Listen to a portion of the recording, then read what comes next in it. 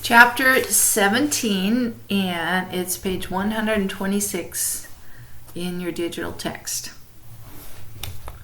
I expected to find my grandfather and my father and my brothers, maybe some hungry neighbors, come home for soup.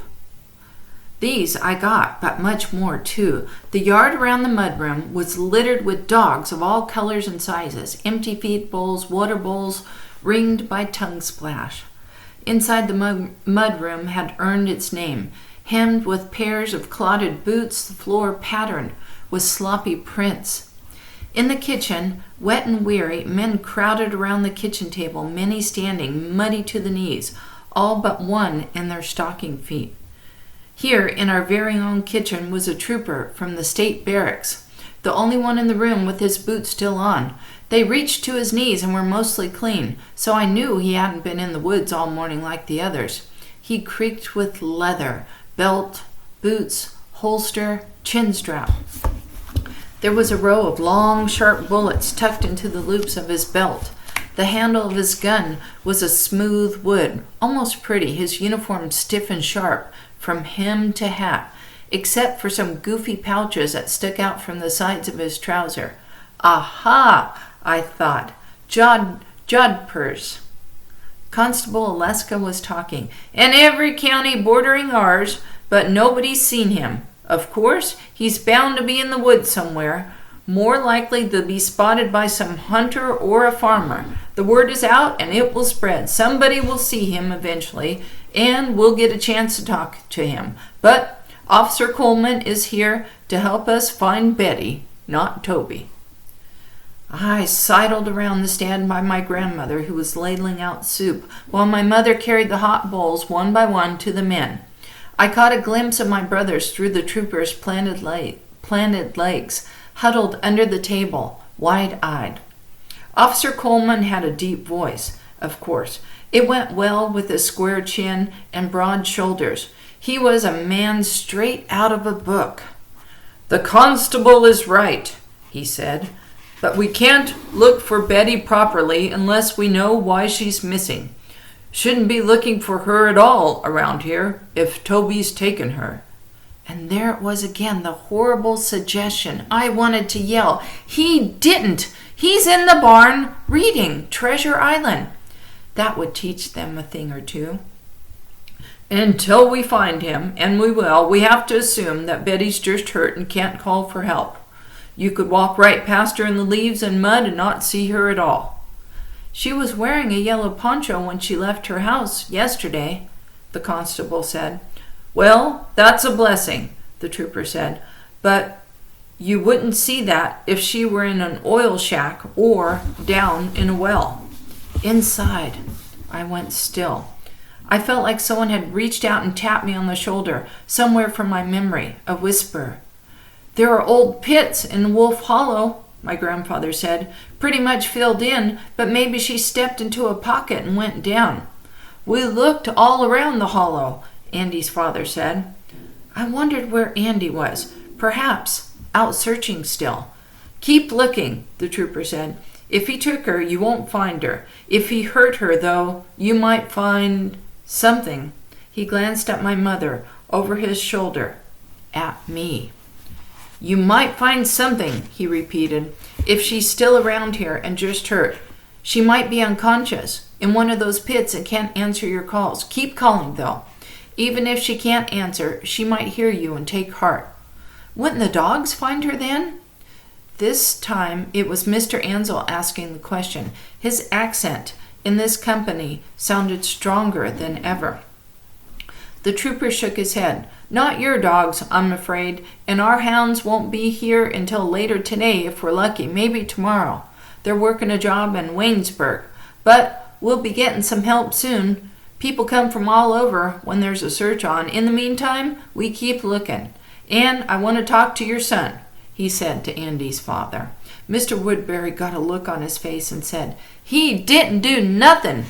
"Well, nobody said he did, but I'm told he was close to that girl, with her before she disappeared, and he might know more than he thinks he knows." The men were all eating their soup and rolls, settling down into the quiet business of food and rest while the trooper talked some more. Constable Alaska told me about the other troubles you were having. The girl who lost an eye." At which Mr. Ansell paused, his spoon halfway to his mouth. "Your son cut on a taut wire." This addressed to my father, at James under the table, reach up a finger to the scab on his forehead. "I found a coil of sharp wire in Toby's smokehouse, tucked underneath his bedding," Officer Coleman continued, "and there was blood on it." My mother went still. She was standing next to me, and I felt her change, stiffen. Again, I wanted to yell out, "Betty took it! Toby didn't hurt anybody!" But I didn't. I needed time to think about all this, to listen to the whisper in the back of my mind. I filled a mug with soup and ate it standing up slowly, as Toby had, listening to the men talk about where they'd been and what they'd seen. And for the first time I began to wonder in earnest where Betty had gone. Until now I had spent all my time fighting the suggestion that Toby had done her harm. I'd assumed that Betty was playing another of her stupid games, or that she had run off somewhere. But now I began to wonder where she really was and why no one had found her. When the men had their fill, they went back out to continue the search, and this time I really did want to go with them. But I stayed behind to help with the dishes, a chore that always helped my thoughts settle, and hoped I'd hear that whisper again more clearly. "Annabelle, if that plate gets any drier, it's going to turn to dust," my grandmother said. I looked down, surprised to see the same plate I'd been drying for some time. "Sorry, Grandma, I wasn't paying attention." "Not to that plate, anyway." She nodded at the rack of steaming dishes waiting their turn. "How about you get on with those?" She still had a sink full of dishes meant for that rack. I picked up a mug, dried it, picked up another, dried it, and so on, my hands with a mind of their own, as I thought and thought and thought about the wire and the trooper and the rest of the mess. When we were done with the dishes, I helped sweep up the dried mud in the kitchen from where the men had been, though the worst of it was in the mudroom.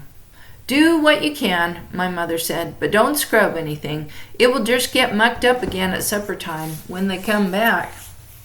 It was so unlike my mother to leave a mess that I realized suddenly how tired she was too, and how worried. "I'm sure they'll find Betty soon enough," I said. She sighed. "I expect they will, one way or another." Again, that suggestion that something was worse to come, something everyone else seemed to expect. I was glad that I didn't, though I was beginning to think that perhaps I should. "Can I go out and look around some more?" I asked. "Yes, I suppose so," she replied. "I was surprised when you didn't ask to go back out with the rest of them." I tucked my broom into the closet. "I'm a little tired," I said, which was the truth, "but I would like to go on out for a while." My mother nodded. "Same as before, don't go far, don't get in any trouble." "I won't," I said, hoping I meant it. "I'll be back soon." Toby was again hiding in the bales when I returned to the loft. I announced myself softly and then stopped short at the sight of him. "I climbed down," he said nervously. "With everyone inside for lunch, I decided to clean up at the cistern, like you said." He had trimmed his beard short, scrubbed himself clean, washed his hair so that it stuck up feather-like all around his head. He looked new. In my father's clothes, he could have passed for anyone else, really an ordinary man. Too thin, a little ragged, unremarkable, but for the scars on his hand.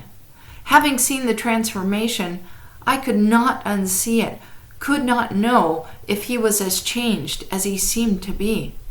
But it occurred to me, and I warmed in the process, as if a small sun were rising, that no one else would know him as Toby, changed as he was. "Golly," I said, "you look different." He looked down at himself. "I feel like a stranger." I nodded. "You look like a stranger." He sat on a bale and looked at me expectantly. What? What? "You seem worried." "Well, I am a little worried. I'm worried about all kinds of things.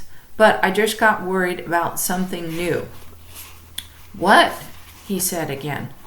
It was odd to feel like the grown-up, but that's how I felt as I stood up there in that loft, talked to this man who was 4 times my age.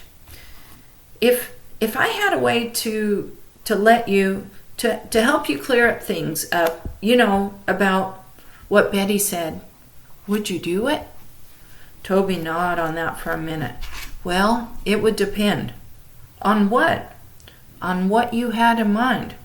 He touched his short hair as if he wore a new hat that didn't quite fit. Everything's moving a little too fast for my liking as it is. But I thought that fast was probably better than not at all, which was what he'd have done without me. For the first time, I wondered if I had made things worse by trying to make them better. Well, you can wait here as long as you want, I said, and maybe they'll find Betty and realized you didn't do anything wrong.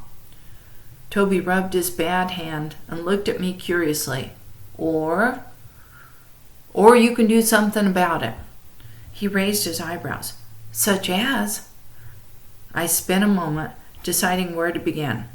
Last year, I said, I walked up over the hill above our house just at twilight, real quietly, hoping to see a mother and a fawn I'd seen there before. I crept to the top of the hill and stood there for a long time watching, but there weren't any deer anywhere until I batted at a fly and spooked a doe standing against the trees at the edge of a field. She was hiding in plain sight. Toby peered at me. That's a very nice story, Annabelle. I'm glad you liked it. I waited for the penny to drop. He waited right along with me. You're the deer, I finally said. I'm the what? You're the deer. You're the one who's hiding in plain sight.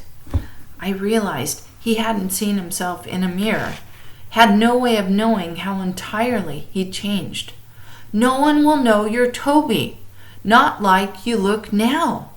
He made a face. Even if that's true, how is it gonna help me fix anything? So I told him.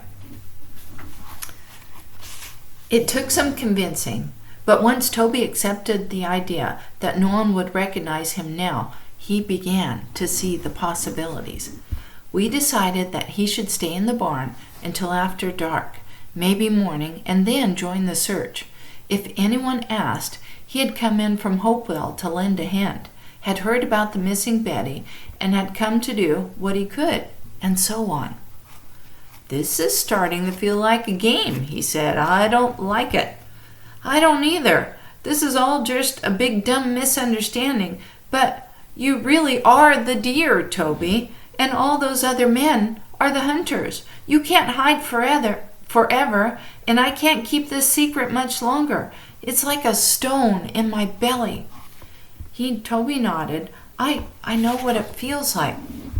He rubbed his bad hand over his face, seemed startled to find his beard so short. I couldn't help but stare at his scars, so close and terrible. He saw me staring, lowered his hand slowly, and held it out toward me. I don't mind, he said. I'm sure he didn't mean for me to touch it, but after a long look at his ruined skin, as lumpy and veined as October cabbage, I took his hand in both of mine, and I turned it back, my hand so little and soft in comparison. Then he started to pull away, and I held fast. When I looked up, I found that Toby was crying, and then I was too. What Toby told me that afternoon, I've never told another living soul. Perhaps it had been such a long time since someone had touched him that those few moments of his hand in mine were enough to splint him over. What showed through the breach was so sad that I've never stopped wondering how he survived it at all. He talked about the war. Not this war now, he said, the other one. The one that was supposed to be the last one. I didn't understand a lot of what he said. Most of the time he wasn't even talking to me. not really, just talking, sometimes through his hands, pacing, telling a story about the something bad he'd done. He talked about the sound a bullet makes as it pierces a skull, the taste of dirt mixed with blood, the smell of it, how it feels to crouch in a muddy trench that shudders with bomb blast, and wondered if mustard gas is snaking across the ground above, closer each moment. How a man bellows, cow-like, as it is cut to pieces, how another man whistles like a train. He talked about what it was like to eat grass in a field, as if he were a horse, and to sleep in a tree. His gun belt a cinch, and to want to stay there forever, to starve there, his rib cage a home for nesting birds, his bones falling one by one as gravity released them like dead branches. He talked about the soldiers he'd shot, so many. He talked about a baby just born, its belly tethered to the womb, and the mother too, beyond which he didn't say much that made any sense, if any of it had. I tried to interrupt him once or twice to tell him that he wasn't the terrible person he claimed to be, to promise him that God would understand. But it was as if I were one of the rock doves overhead cooing in a language that made no sense to him at all. So I held very still, and I waited, trying not to hear it all, hoping, even at just 11, almost 12, that I would never have any sons of my own. What she means by that, never have any sons that would have to go fight in a war like Toby did. All right, into chapter 17.